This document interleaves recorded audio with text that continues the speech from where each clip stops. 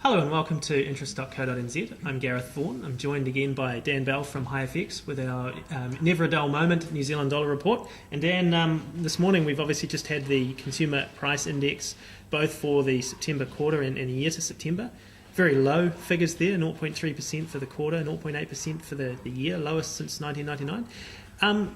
Was this expected, and how's the New Zealand dollar reacted to this? No, definitely weaker than expected. The consensus was for inflation to come in at about plus 0.5% for the quarter and about 1.1% for the year, and that was already quite a low expectation. So to see it come in at 0.3% for the quarter and only 0.8% for the year certainly shows you that there is really low inflation out there in the New Zealand economy.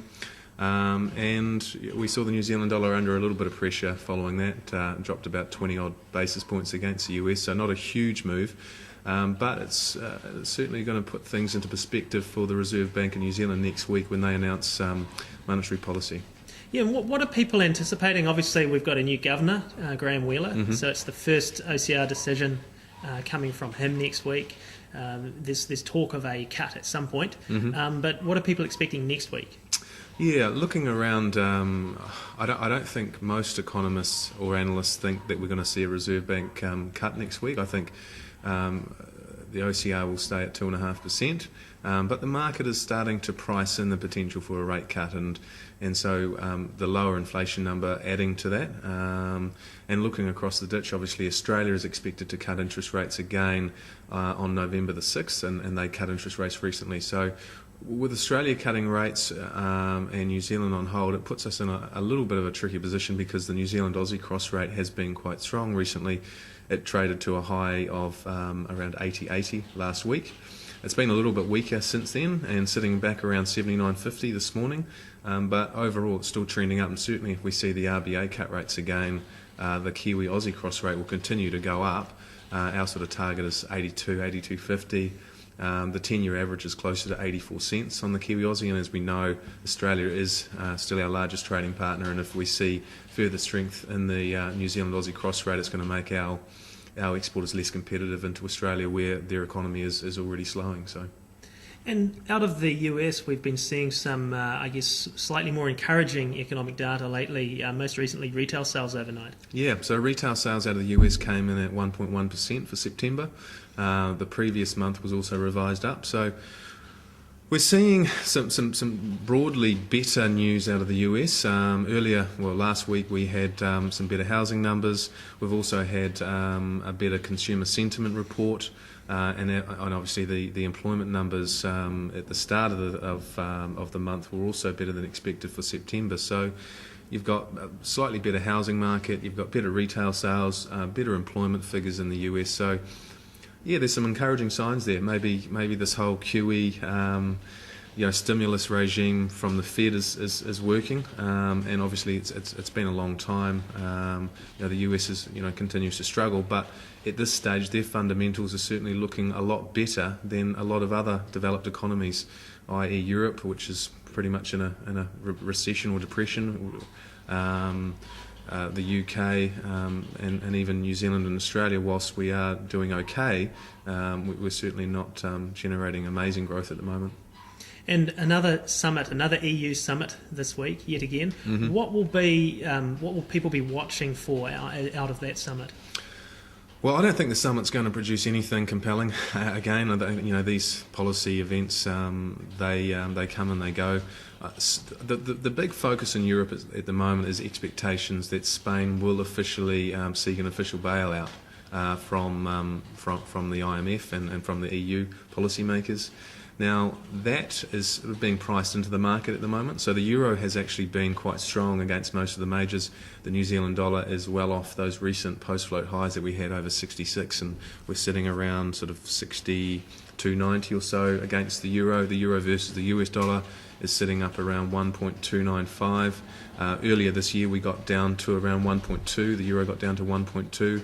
Against the US. So the euro has been reasonably strong. So if Spain do get this bailout, it will ultimately bring down their borrowing costs, and the other peripheral economies see that as a positive as well, because hopefully that will start to give the whole EU a little bit more stability.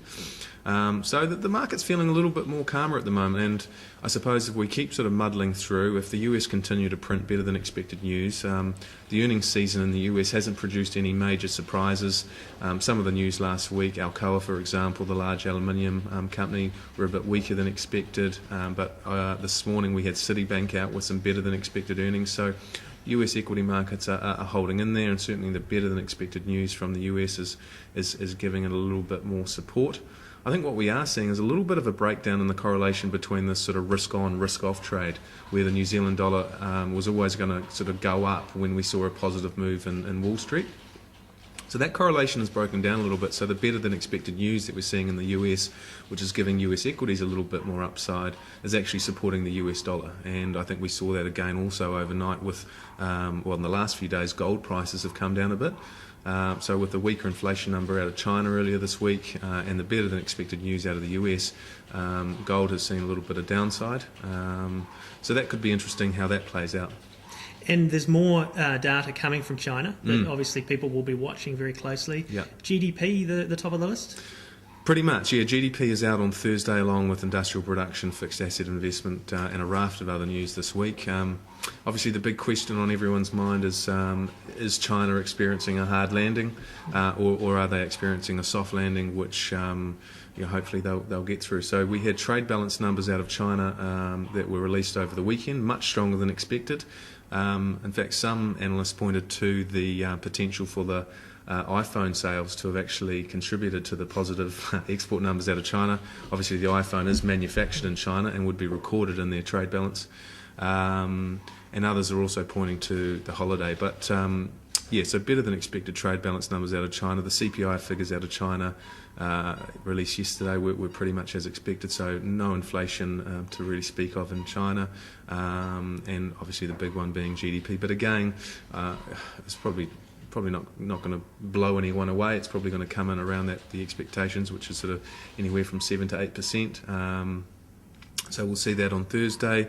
Looking ahead to next week, the big focus for New Zealand will be on the Reserve Bank on Thursday, and that's Graham Wheeler's first announcement. So that's certainly going to be interesting. And then the FOMC as well next week. That's right. So they've got. Are we expecting much out of them this time?